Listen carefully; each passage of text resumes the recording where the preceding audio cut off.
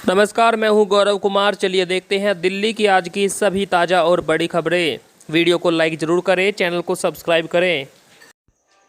Delhi NCR में 8 सितंबर तक बारिश के आसार, अलर्ट हुआ जारी। दिल्ली में पिछले कुछ दिनों से जमकर बारिश हो रही है। आज भी यह सिलसिला जारी है।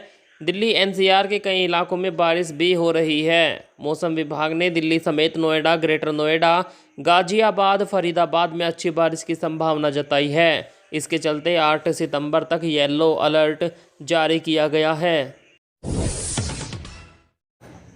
दिल्ली में ड्रेनेज सिस्टम होगा मजबूत, सभी प्रमुख नालों की होगी सफाई। दिल्ली सरकार सभी प्रमुख नालों की सफाई और सौंदर्यीकरण करेगी। इसको लेकर सत्येंद्र जैन ने अधिकारियों के साथ बैठक की। जैन ने कहा कि सरकार यमुना में बहने वाले प्रमुख नालों के कायाकल्प और सौंदर्यीकरण की दिशा में काम करेगी। इसमें नजफगढ़, सप्लीमेंट्री और शहादरा के नाले हैं, जिन्हें साफ और सुंदर बनाया जाएगा। उन्होंने कहा कि ये नाले सूखे, कूड़े, कीचड़ और गंदे पानी की वजह से प्रदूषित है। पुलिस कर्मियों को ट्रैफिक नियमों को तोड़ना पड़ेगा, भारी होगी कार्रवाई। दिल्ली की सड़कों पर ट्रैफिक नियमों को तोड़ना अब पुलिस कर्मियों को भारी पड़ेगा। दिल्ली ट्रैफिक पुलिस के स्पेशल कमिश्नर मुक्तेश चंद्र ने एक सर्कुलर जारी किया। इसमें कहा गया कि दिल्ली के पुलिसकर्मी ट्रैफिक नियमों का पालन नहीं कर रहे हैं।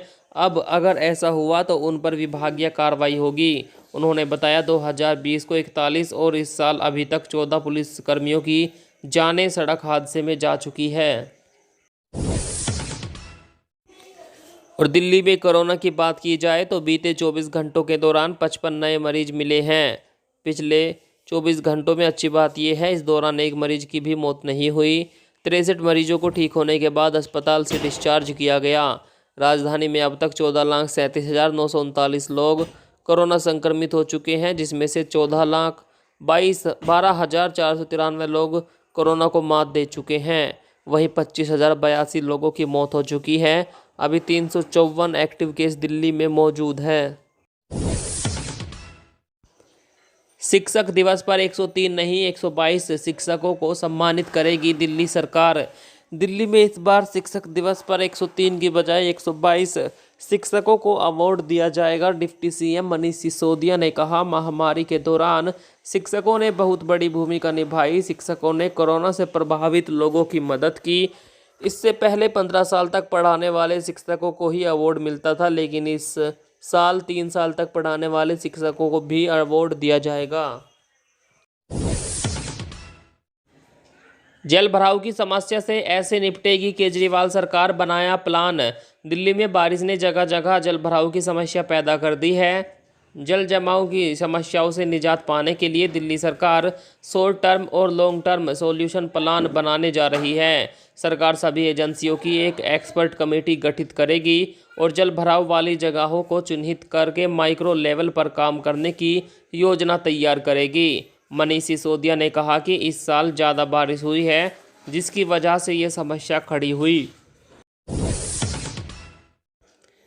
बच्चों में कुपोषित होने का खतरा, मिड डे मील नहीं बांटने पर एमसीडी को नोटिस।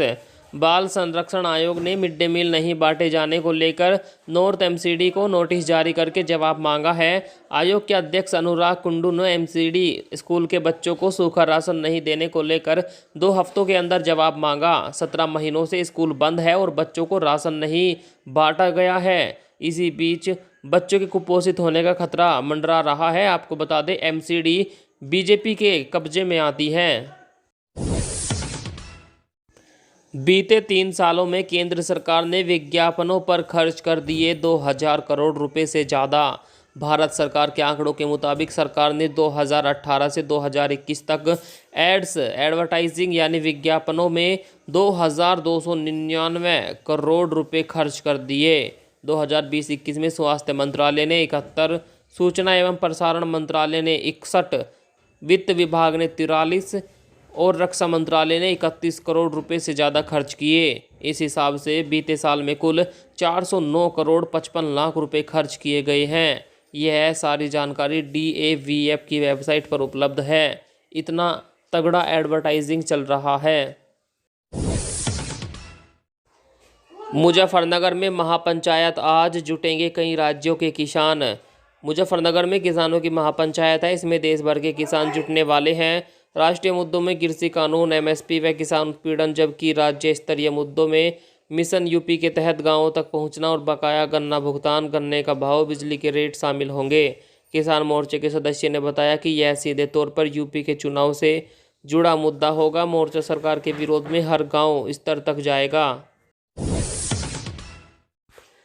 आम आदमी पार्टी ने कहा, एमसीडी की जमीन प्राइवेट हाथों में देकर भागने की तैयारी में बीजेपी। आम आदमी पार्टी के प्रवक्ता सौरभ भारद्वाज ने बीजेपी पर गंभीर आरोप लगाए। उन्होंने कहा, एमसीडी से भाजपा भागने की तैयारी में है। जाते जाते सारी संपत्ति और आय के स्रोतों को अपने लोगों को कौड़ियों के दाम बांटने की तैयारी चल रही है। महंगी ज़मीन को सस्ते दामों में बेचा जा रहा है। पार्कों के अंदर दुकानें खुलवाने की तैयारी हो रही है। जितनी सड़कें हैं उनको भी फूड वेंडर्स के हवाले करके पैसा कमाने की तैयारी चल रही है। दिल्ली दंगों की जांच में पुलिस की मंशा को लेकर आम आदमी पार्टी ने उठाए सवाल।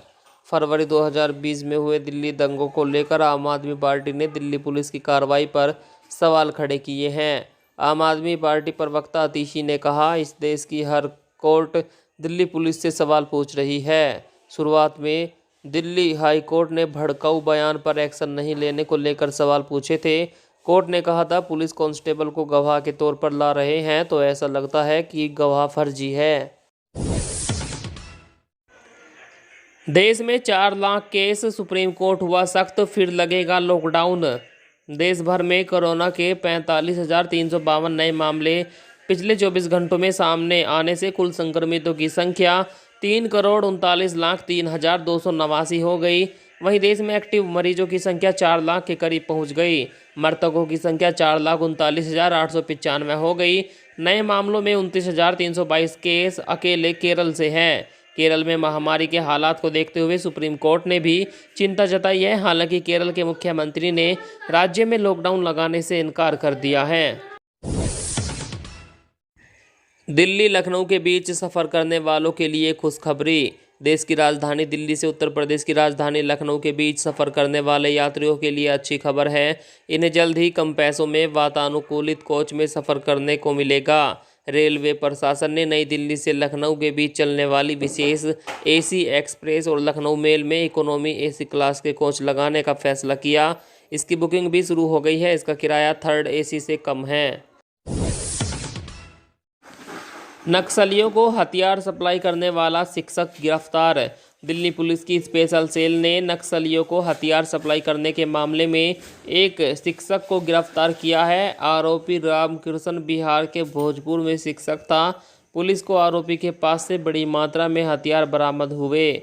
आरोपी ने बताया कि वो 15,000 रुपये में खरीदी गई पिस्तौल को एनसीआर में 30,000 रुपये में बेचता था। पुलिस हथियारों के खरीदने वाले शख्स की तलाश कर रही है।